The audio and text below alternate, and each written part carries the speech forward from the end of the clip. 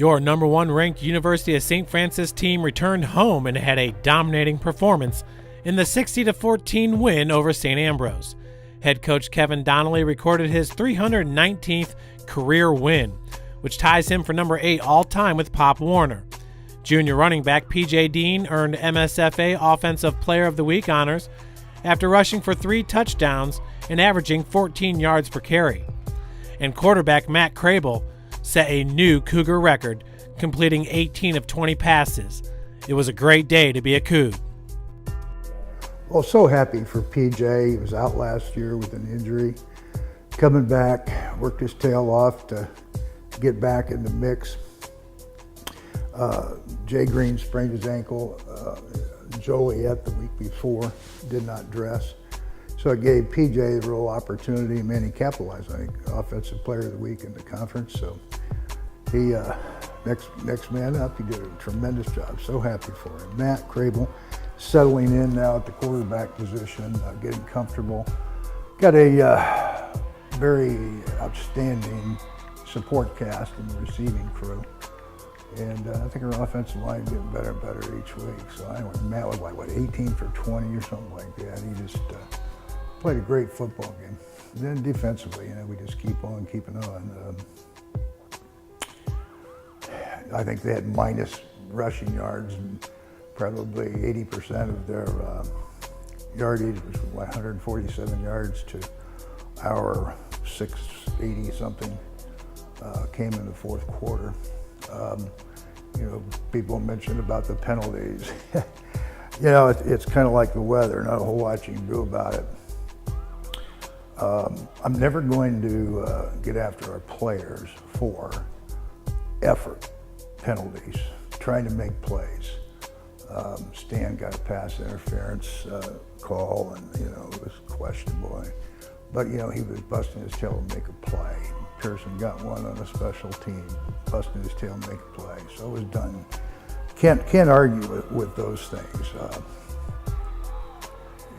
That's just part of the game. It's going to happen. You can probably call a holding penalty on each and every down if you wanted to. And apparently, that kind of was the case on Saturday. But 17 penalties to their 3. So, we're going to have to do a better job of handling it. If it's going to be there, it's going to be there. We got to be smart, not do silly things. We can't have personal fouls. We can't have sideline penalties and that sort of thing. But, we've got to eliminate that and continue to get smarter and more mature and grow.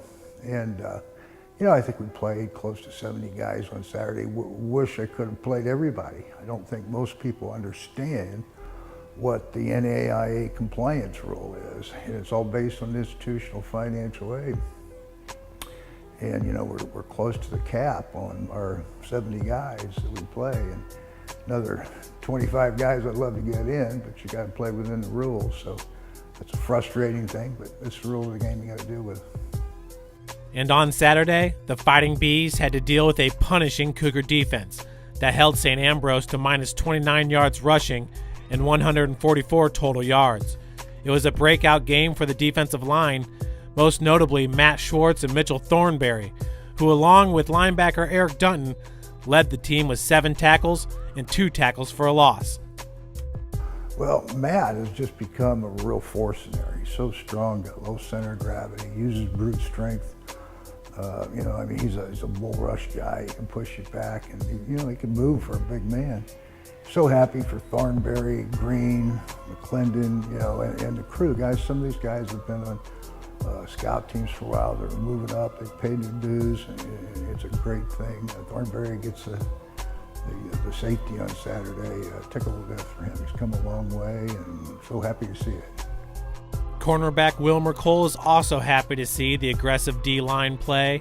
For the second week in a row, the senior recorded a pick 6 and nearly had another on the first play from scrimmage. It was, and I want to blame it on the pants so bad. I had to throw back 1990 drawstring pants, and I just kept fiddling around with them, and I just didn't feel comfortable out there. But got that situated, switched the pants, and got another pick six. So maybe it was the pants, maybe it just I can't catch, I don't know. Well, I think Wilmer could be one of the, or maybe he is the best corner in NAIA football. He's an outstanding player, outstanding young man. He has great length and speed. You know, he just has that sixth sense in how to play that position. And you're right, he just about had another one. He had 2 pick sixes in one ball game, but got 2 week back-to-back. So, you know, we get into the real difficult part of the schedule, the real challenging part. We hope he can get one of those each and every week.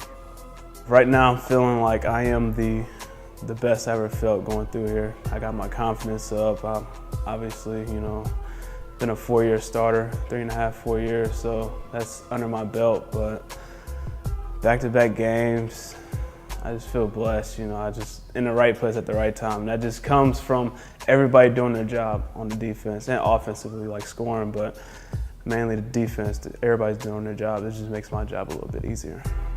Heading into the season, it was easy for Coach D to name Wilmer as a captain. Along with Pearson Harnish, Eric Dunton, and Rocky James, leaders lead in a variety of ways, and Coach appreciates what he has in Cole. Character, not only a good player. You know, you got to pick leaders not based on strictly on God-given talent. You have to base it on character and trust and integrity. You know, leadership is influence. And he's a quiet young man, doesn't have to say a whole lot. He just has to play like he plays. He's got to do the right things, maximum effort all the time. You can always trust him to be there and get his job done. He does his job and he does it well. And it's always with 100% effort. It's an honor, you know, to be out there walking with my brothers, you know, and including Rocky, you know, the junior coming out there with us, you know. That's a big step for him, but it feels good to come out there and, you know, lead the team. I'm not really a vocal leader, but I can get the job done and, you know, show by example. Wilmer has always played pedal to the metal ever since his freshman year. It's something he has in common with preseason All-Americans Harnish and Dunn. Theirs is a brotherhood that translates to success on the field, and he loves it. It's great, you know, they're always flying to the ball and just hyped to be together, you know. You got that type of chemistry with the linebackers. That makes us as a DB unit and D-line unit, everything, it makes it that much easier, you know. So when they're flying around to the ball, getting excited, that gets us up as a group, so it's great to have them out there. I'm glad they're in my class at least. You look at them, you probably think that, you know, they're grown men, got their own responsibilities, so they know how to take care of business. So I guess I kind of got that from them, you know. And growing up, Wilmer drew inspiration from his older cousin, John Henry Hart, who played basketball at Purdue from 2009 to 2012.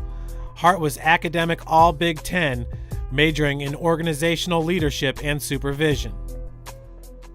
He was kind of like the family, I don't even know what to call it. Everybody just looked at him as like a good guy, you know?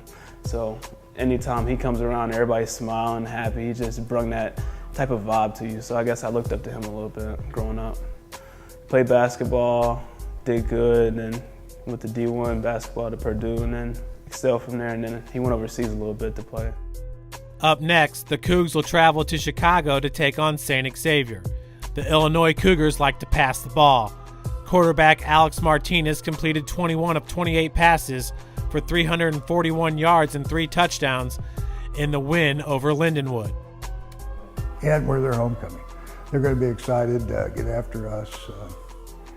They're a good football team, you know. They're a spread offense. They throw it around.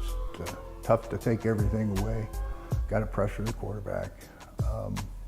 Defensively, they're always active, and they're going to pressure you and bring 4, 5, 6 guys most of the time. They're athletic on the back end, so it's going to be a real challenge. They're a worthy opponent. They dropped with 2 losses, one to Marion and one to Illinois State in Division I. Now dropped them down from like 6 to 20, 21, something like that, but they're a top 10 football team. Yeah, of course I like the pass teams because that's where the corners and the safeties come into play rather than the linebackers handling on the run or the D-line handling on the run. So yeah, this game kind of amps me up a little bit, but at the same time, it's just all a team game, you know. It's not always about DBs or linebackers or D-line or offense or wide receiver, anything like that. It's a team game. Cougs play Cougar football. I feel like with teams and the success that we had, I feel like that's where they mess up at, trying to do too much. So we just need to get involved and just stay playing our game. And with Crable, I really love him right now. You know, he's making plays out there, getting our offense together, you know. So all I got to say is we just got to play our football. That's it.